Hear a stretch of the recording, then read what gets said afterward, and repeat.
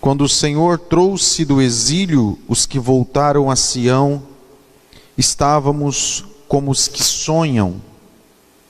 A nossa boca se encheu de riso e a nossa língua de cânticos de alegria.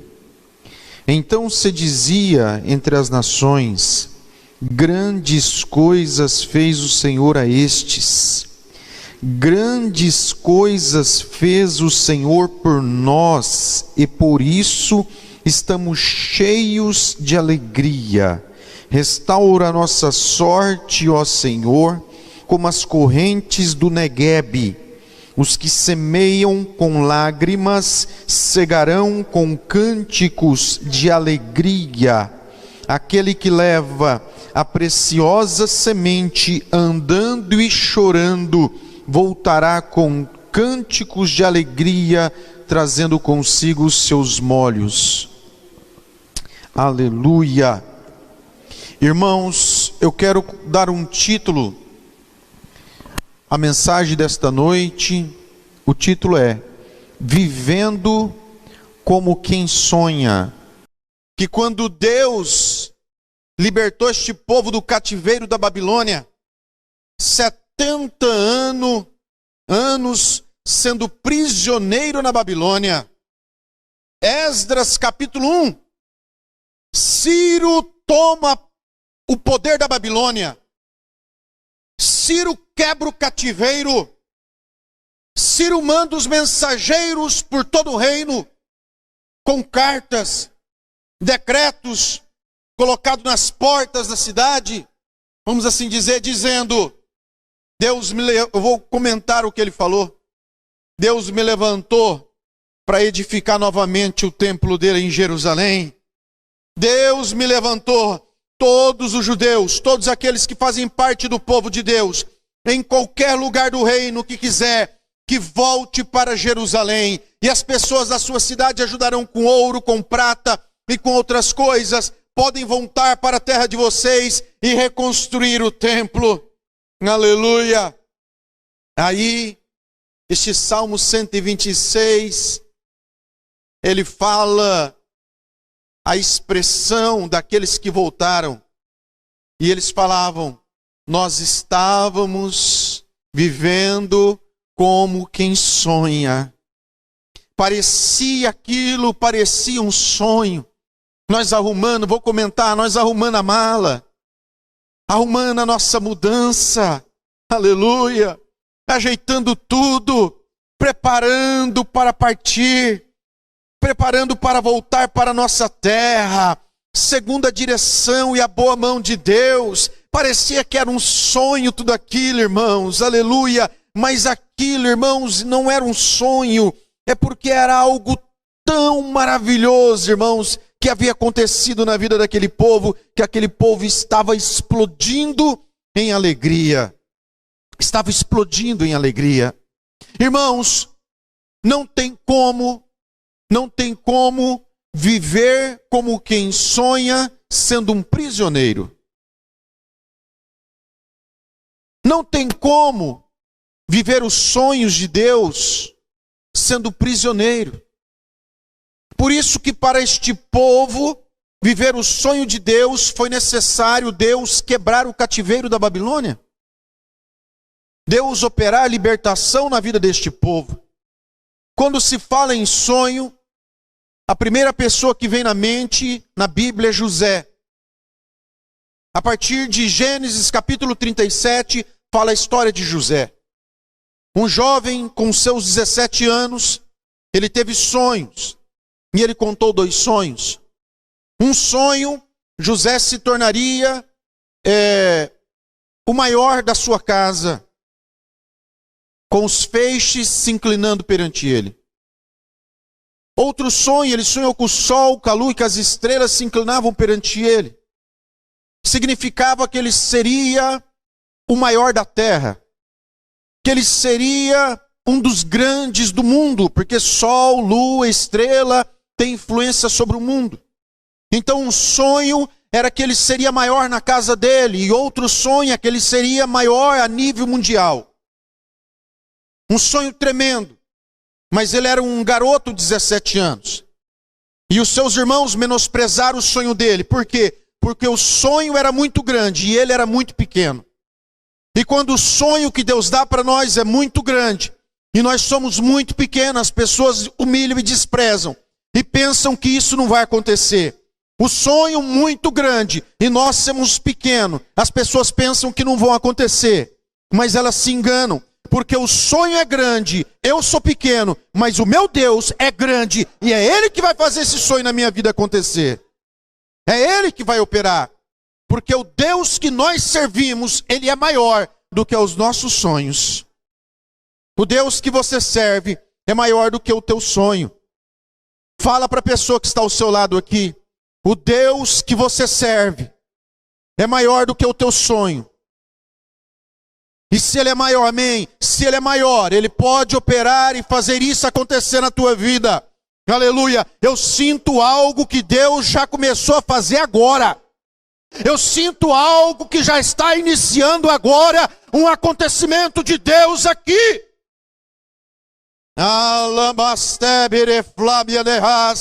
Aleluia, aleluia. E quando Deus muda o ambiente, é porque Ele quer nos levar, irmãos, a uma dimensão, para nós alcançarmos o que Ele quer operar naquela noite.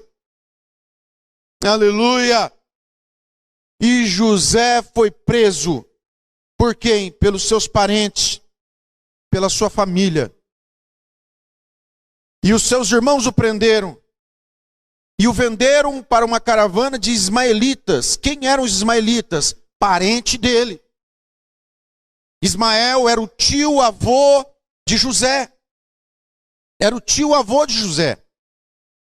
Ele foi preso pelos familiares.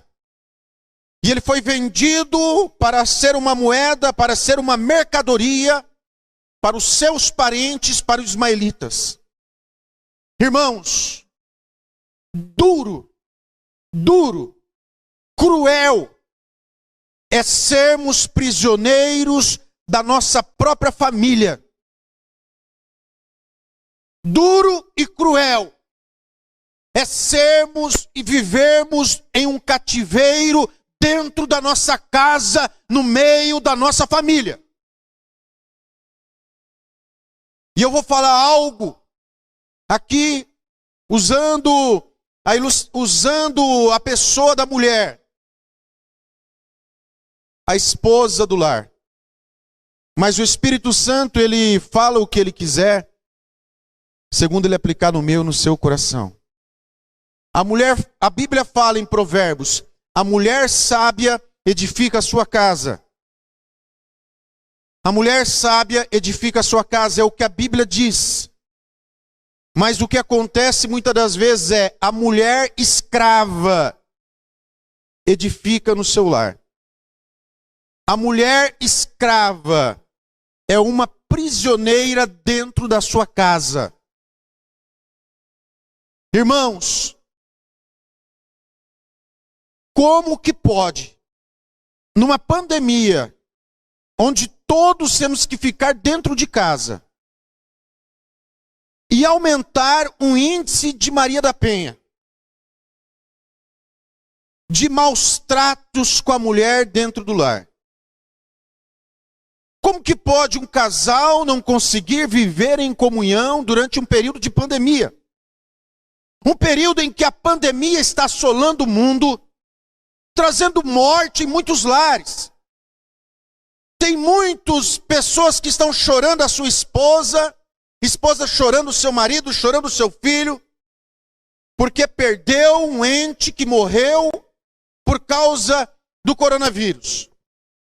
Enquanto alguns lares choram nesse período de pandemia, um período em que as famílias deveriam estar mais unidas do que nunca, mais firme do que nunca, mais compromissada uns com os outros e com Deus, mais do que nunca.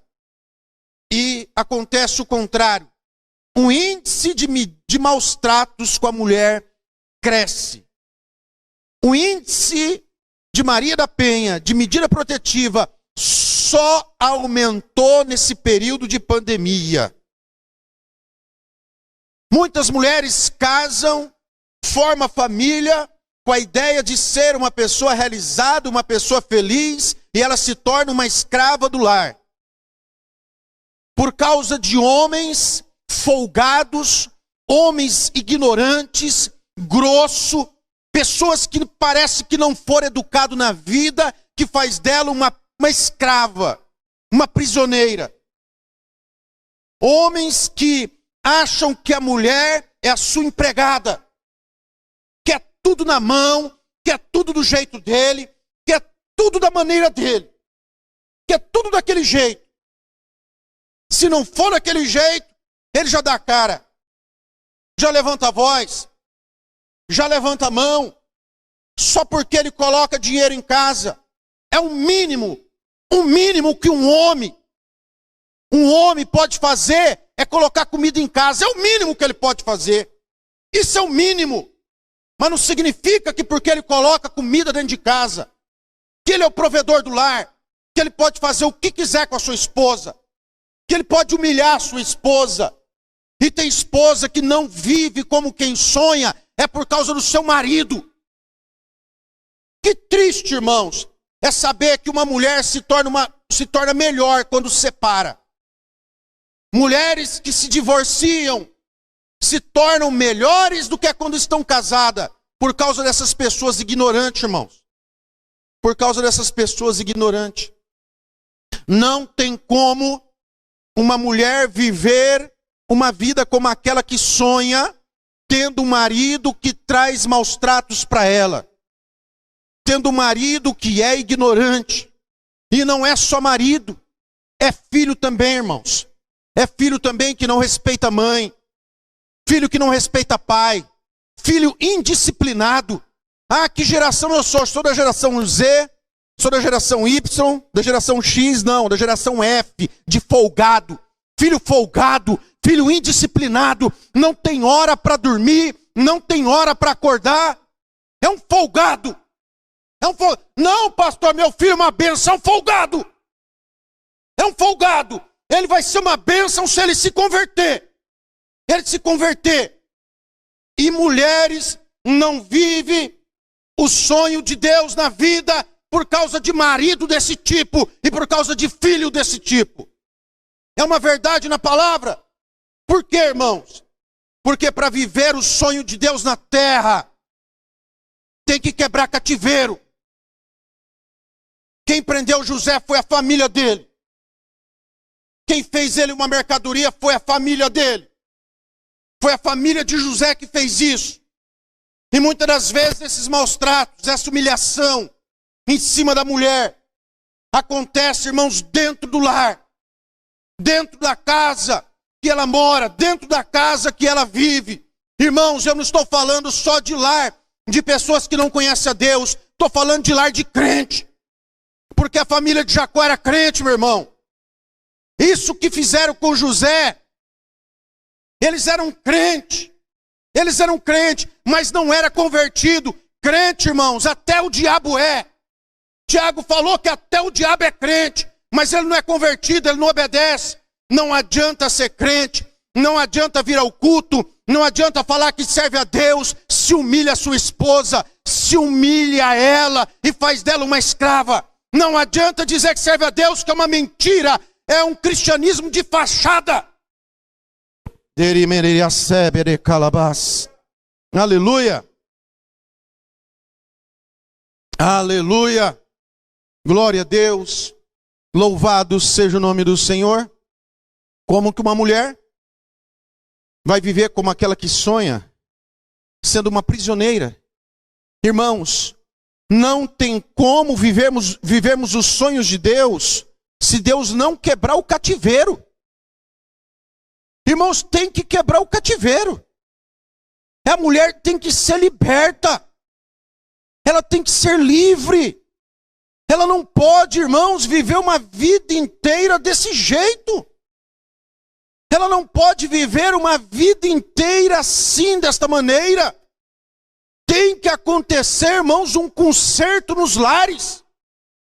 Tem que acontecer, irmãos, uma libertação na casa, uma libertação na família. Tem que acontecer uma mudança total. Ah, por que que Deus não opera? Por que que não acontece? Irmãos, muitas das vezes é por causa disso. Deus falou para o jovem: honra teu pai e a tua mãe, para que vivas muito e te vá bem. Para que te vá bem. Irmãos, olha só o que a palavra do Senhor fala. José, ele foi preso e ele ficou 13 anos preso no Egito, sendo levado para a casa de Potifar, sendo levado para o calabouço, vivendo aquilo ali. Irmãos, tem que acontecer uma libertação. Não estou falando em destruição de lar, não é isso que eu estou falando. Estou falando uma libertação dessas pessoas que não estão vivendo de acordo com o propósito de Deus. Que não estão vivendo e fazendo do jeito e da maneira que Deus quer. A Bíblia fala que a mulher é um vaso frágil. Um vaso frágil você manuseia com cuidado. Você manuseia ou seja, para não danificar, de maneira mais delicada, não de maneira brusca, não de maneira de qualquer jeito. Não é assim que se faz. Irmãos, olha só, você que é homem, você que é esposo, você que é casado, eu vou pedir para você fazer 2 orações para você. A primeira oração, você ora assim, você que é homem, você que é casado, ora assim para Deus. Primeira oração que você vai fazer: Deus, me trata do jeito que eu trato a minha mulher. Essa é a primeira que você vai fazer. Segunda oração que você vai fazer: Senhor, eu quero que a minha filha, quando casar, ela arrume um homem e trata ela igual eu trato a tua filha. Eu quero que um homem trate a minha filha, Deus, do jeito que eu estou tratando a tua. Eu quero ver se você tem coragem de fazer essa oração. Você que é homem, você que é casado. Se você não tem coragem, eu vou fazer por você. Eu vou orar para Deus fazer com você o jeito que você faz com a tua mulher. Para Deus fazer com a tua filha do jeito que você faz com a filha dele e trata a filha dele. Ah, pastor, é maldição? Não é maldição a minha oração.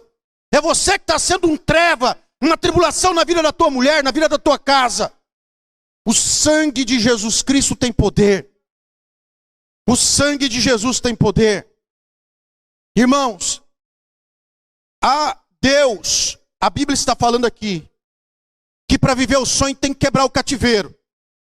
Então você que é mulher, se você está vivendo maus tratos, você tem que quebrar esse cativeiro. Tem que quebrar esse cativeiro. Ora, Deus, já orei, não funcionou. Conversa, não funcionou, ele está me batendo, vai para a delegacia. Homem bravo que bate mulher, é arrotar e que gosta.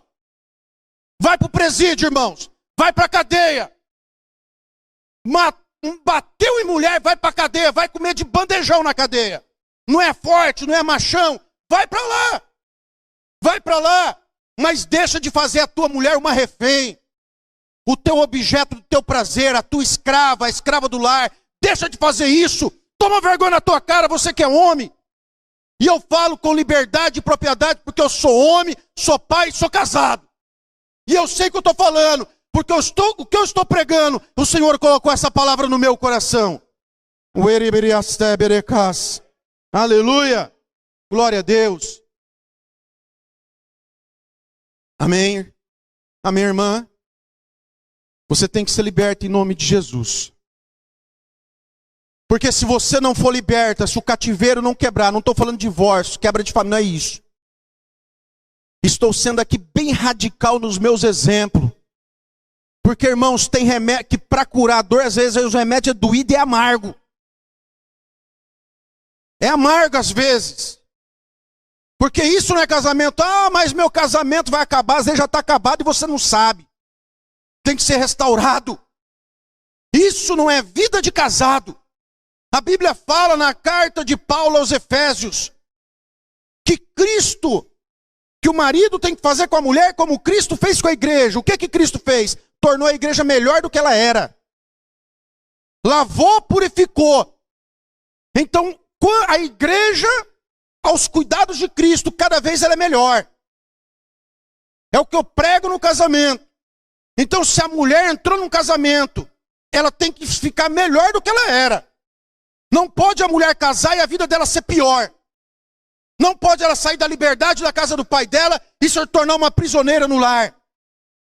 Ela tem que se tornar melhor, e essa responsabilidade é dos homens. Primeira coisa, ora para que Deus quebre o seu cativeiro. Dá um jeito. Dá um jeito. Ora, conversa. Se for necessário, vai trabalhar. Se for necessário, vai trabalhar. Por quê?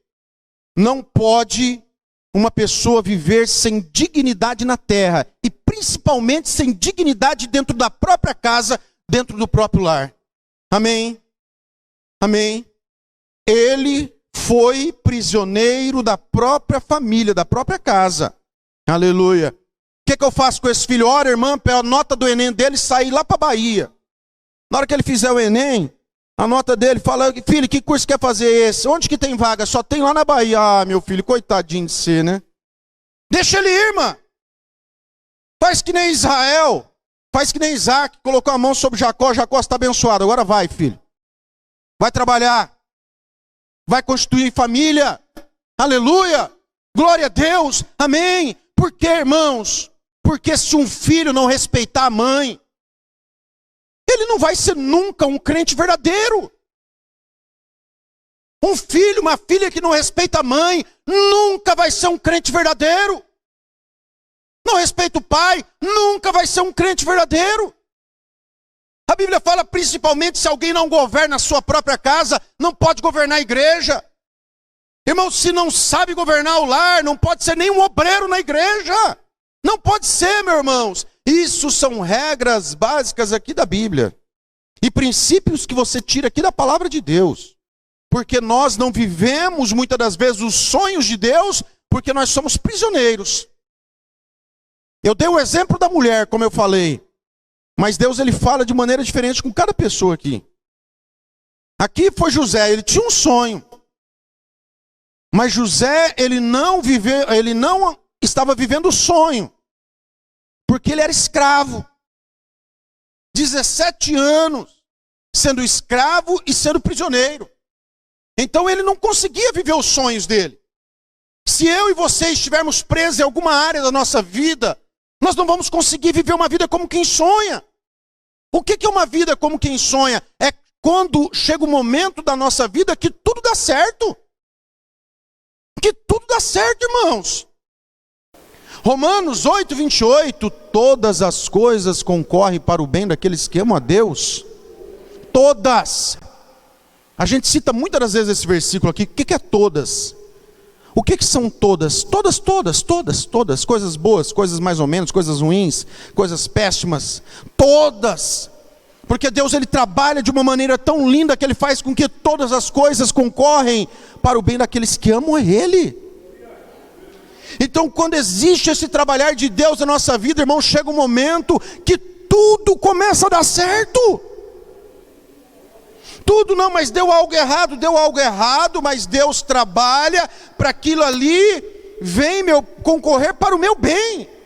Ou seja, algo que é errado, Deus, ele trabalha de tal maneira que aquilo ali vem, e quando ele chega na minha vida não é mal, é bom, é bênção. Então, irmãos, sabe, tem momentos de Deus que tudo começa a dar certo. Mas não tem como isso acontecer se Deus não quebrar o cativeiro. Eu não sei no que você está preso. Se é pornografia, se é olhares indecentes, pensamentos errados, situação financeira negativa. Não sei o que você está vivendo. Mas eu sei de uma coisa. Que para você viver como quem sonha, Deus tem que quebrar isso na tua vida. Deus tem que quebrar isso daí. E eu quero falar para você, Ele vai quebrar em nome de Jesus. Se você crer, Ele vai quebrar em nome de Jesus. Se você tem sonhos, ainda eles não se cumpriram, irmãos, e você continuar sendo fiel como José foi, eu quero dizer a você que isso vai acontecer, que isso vai cumprir, e você vai viver os sonhos de Deus na tua vida. Israel tinha um inimigo. Vários, é claro. Mas um chamava Edom, a nação, os Edomitas. Edom eram aqueles que eram descendentes de Esaú. Quem que era Esaú? Irmão gêmeo de Jacó. Jacó, o nome dele foi mudado para Israel, que foi o nome do povo de Deus. Os Edomitas, descendentes de Esaú, eles eram inimigos, se tornaram inimigos de Israel. Sendo da mesma família, com laços de parentesco entre as nações, e eles se tornaram inimigos. Mas os Edomitas, eles se tornaram não simplesmente inimigos. Eles tinham um ódio muito grande por Israel. O ódio era tão grande que Ezequiel repreendeu, Jeremias repreendeu, Obadias repreendeu, e muitos outros, Amós. Porque quando Israel foi ser destruído, que o povo estava escapando, fugindo da guerra, os edomitas ficavam na encruzilhada, matando, aplaudindo, se alegrando. Então eles eram uma nação que tinha ódio de Israel, ódio. Você vai entender por que eu estou falando isso daqui. Amós capítulo 1, versículo 6, fala que os filisteus, que eram outro inimigo de Israel, destruiu Israel por várias guerras, guerreavam muito. Uma das guerras, os filisteus, quando eles derrotaram, eles pegaram todo o povo e entregou como escravo para os edomitas. Ou seja, as pessoas, elas eram vendidas como escravas. Era um dinheiro, como José foi vendido. E os filisteus, e Amós repreendeu os filisteus, Amós 1, versículo 6. Porque os filisteus fizeram isso. Destruíram uma região de Israel e pegou todos aqueles prisioneiros e falou para os edomitas: toma, é seu, fica para vocês. Ser escravo já é terrível. Agora, ser escravo com um povo que tem ódio deles é pior ainda. É pior ainda. Escute. Segundo Samuel, capítulo 6, do verso 10 ao 12. Havia um homem em Israel chamado Obed-edom. Obed-edom. O que significa Obed-edom? A palavra Obed significa servo. Então, Obed-edom significa servo de Edom. Servo de Edom. Obed-edom, ele morava em Gate, que era uma cidade, ele era de Gate, que era uma cidade dos filisteus. E foi isso que Amós falou, que os filisteus pegou e vendia o povo como escravo para os edomitas.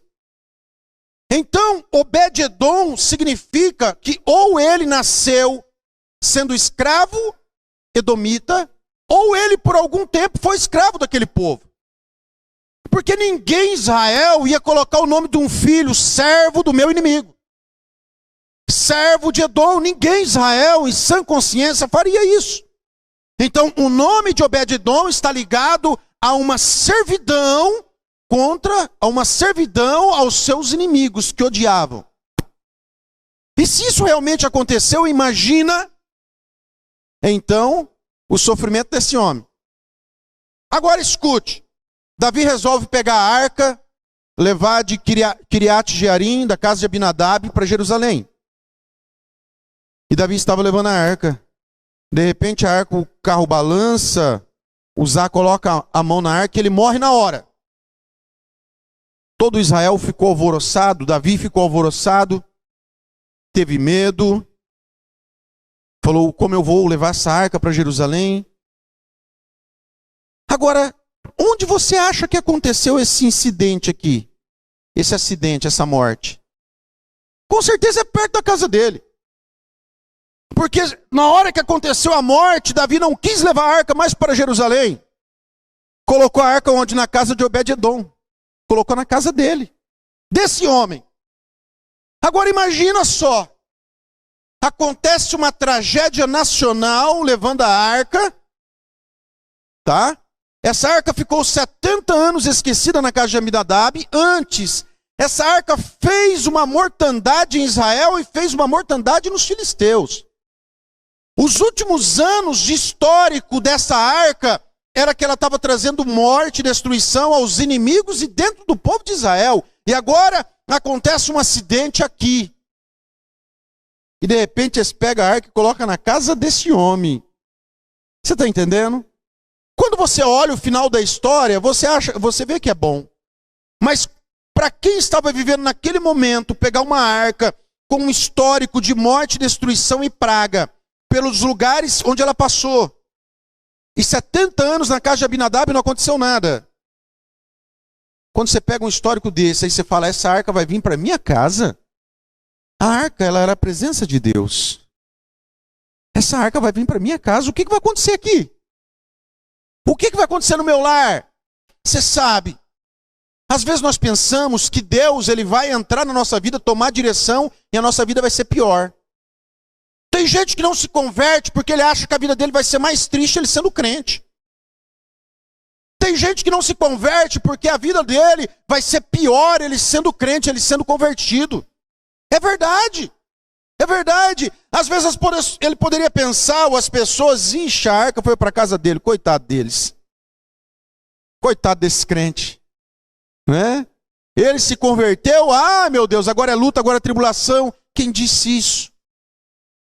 Luta todo mundo tem, tribulação todo mundo tem, mas nem todo mundo tem aquele que passa com a gente no vale. Só quem é crente, convertido, nascido de novo, que tem um Senhor que passa com ele pelo vale da sombra da morte, o Senhor Jesus. Luta todo mundo passa, mas nem todo mundo tem Jesus para caminhar do lado dele. Só aquele que é nascido de novo. Aleluia! Aleluia! Glória a Deus! Deus, quando ele entra na tua vida, não é para piorar, é para melhorar. Depois que eu fui crente, não, isso é mentira do diabo. Você se converteu, sua vida ficou pior, mentira do diabo. Não, irmãos, se Deus entrou na tua vida, a tua vida tem que ser melhor. Não, mas é que eu estou tendo luta. Nós estamos vendo a luta porque Deus mostra. Porque quando nós estávamos distante de Deus, nós não víamos a luta, mas existia luta. Quando a gente via, a gente já estava no chão, caído. Agora não, a gente vê, Deus mostra, Deus revela e fala, repreende isso daí, em nome de Jesus. A vida com Deus é uma vida muito melhor. Não tem como viver como quem sonha, se Deus não entrar na tua vida. Ninguém é feliz nessa terra sem Deus, ninguém. Ninguém. É feliz, felicidade temporária. Ele compra a alegria dele. Ele compra com dinheiro. Ele paga com dinheiro. Ele promove, ele tem que forçar. Ele tem que criar uma festa para ele se alegrar. Ele tem que criar uma orgia para ele se alegrar. Ele tem que comprar bebida para ele se alegrar. Irmãos, eu não. Quando nós entregamos a nossa vida para Cristo, não precisa preparar o ambiente, porque Ele já está aqui dentro de nós. Ó. Já está aqui dentro de nós, aleluia. Eu não preciso preparar um ambiente externo para eu me alegrar. Já existe algo aqui dentro que me alegra. Aleluia! Glória a Deus. Glória a Deus. Na verdade, irmãos, não foram as pessoas que escolheram a casa de Obed-edom para levar a arca, não foi. Sabia disso? Foi Deus que escolheu ir para aquela casa. Sabia disso? Aquele acidente, o lugar, a região que foi, o ambiente, tudo proporcionou para que a arca escolhesse onde ela queria estar. Aleluia. Mas a arca tem que estar na tenda, a arca tem que estar na casa de Abinadab. Meu irmão, quem escolhe ainda é Deus, quem manda ainda é Deus. Quem direciona ainda é Deus. Irmãos, é o Senhor que falou, olha, aleluia. Ele ficou 70 anos esquecido na casa de Abinadab. Não, agora eu vou escolher onde eu vou entrar. Foi Deus que escolheu Obed-edom. Aleluia. Ei, você já está entendendo a palavra? Você já está entendendo a palavra? É Deus que escolhe, meu irmão. Aleluia. É Ele que escolhe onde Ele quer entrar, a casa que Ele quer entrar, o coração que Ele quer habitar, na vida de quem Ele quer reinar, a quem Ele quer abençoar, é Ele que escolhe. Aleluia. É como se, irmãos, é como se o seu Espírito Santo falasse assim, ó, agora eu vou entrar na sua casa, Obed-edom. Você foi servo de Edom. Você já foi do cativeiro, é isso? Possivelmente ele tinha sido do cativeiro. Mas Deus entrou, escolheu a casa de Obed-edom. E entrou naquela casa para mudar a história daquela família. Para mudar. Irmãos, família só é organizada aos moldes de Deus quando Deus reina no lar. Se Deus não é senhor da casa, a casa é uma bagunça. A família só é organizada e abençoada quando Deus é o senhor daquela casa, é o senhor daquela família. Aleluia, você que é homem, você que é mulher, quando você chegar na tua casa, você fala assim, aqui chegou o reino de Deus. O reino de Deus está aqui neste lar. É a oração do Pai Nosso que nos ensina, venha a nós o teu reino. Aleluia, é você que chega e fala, Senhor, vem aqui. Venha reinar sobre a minha casa, venha reinar sobre a minha família, venha reinar sobre os meus. Deus escolheu a casa de Obed-edom. 3 meses. 3 meses, escutaram a notícia. Israel escutou a notícia. Deus abençoou tudo o que Obed-edom tinha. Tudo. Davi, Deus abençoou toda a casa de Obed-edom, toda. Tudo que ele tinha, tudo prosperou. Você sabe o que é isso? Irmãos, durante 3 meses, Obed-edom viveu, sabe que vida? Uma vida como aquele que está sonhando. Uma vida como aquele que sonha. Aleluia! Deus escolheu entrar ali para mudar aquela história, meu irmão. Aleluia! Para Alabastemenerai, aquele nome que significava escravo do inimigo, escravo daquele que me odeia. Deus entrou ali, irmãos, Ele mudou, irmãos, aquela história. Deus abençoou, não importa como você chama, quem você conhece, o seu sobrenome, se você é, se você não é, se você tem bem, se você não tem. Irmãos, o importante, o diferencial é Deus na tua vida. Mas não é aquele Deus lá no céu e você na sua casa na terra, não. É aquele Deus lá no céu que escolhe entrar na tua casa, que escolhe entrar na tua vida e mudar a tua história. Mudou completamente, irmãos, aleluia, glória a Deus, louvado seja o nome do Senhor. Obed-edom podia falar, meu Deus do céu, que tragédia na porta da minha casa. Fica tranquilo, Deus está preparando algo para você que você não está entendendo. Aleluia, aleluia. Deus colocou o desejo lá no coração de Davi, e Davi falou assim, a arca, quer saber de uma coisa? A arca é minha, eu vou levar a arca para minha casa, eu vou levar a arca para minha tenda. Irmãos, é como se Deus falasse assim, eu sei, Davi, você é meu servo, eu te amo, Davi, você é uma bênção, eu vou sim, eu vou levar a arca lá, a arca vai para a tua casa, mas antes, Davi, de ir para a tua casa, eu vou colocar essa arca aqui na casa de um homem. 3 meses, Davi, você vai esperar 3 meses, Davi, porque eu escolhi abençoar uma família, porque eu escolhi abençoar um homem, e você, Davi, durante 3 meses, você não vai ter essa arca não, meu filho. Você não vai ter não, porque a arca é minha, sou eu que mando, a presença é minha, eu escolho onde eu vou. Quem era Obed-edom? Um homem de Gate, da terra dos filisteus? Um homem que é originário da terra dos filisteus e que o nome dele significa escravo, servo de Edom.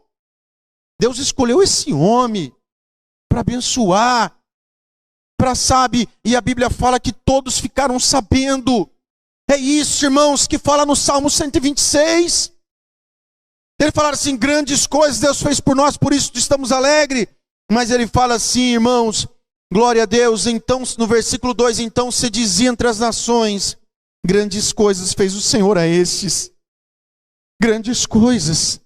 Não é somente eu e você, como eu falei aqui, que iremos contar o nosso testemunho. As pessoas irão contar o seu testemunho.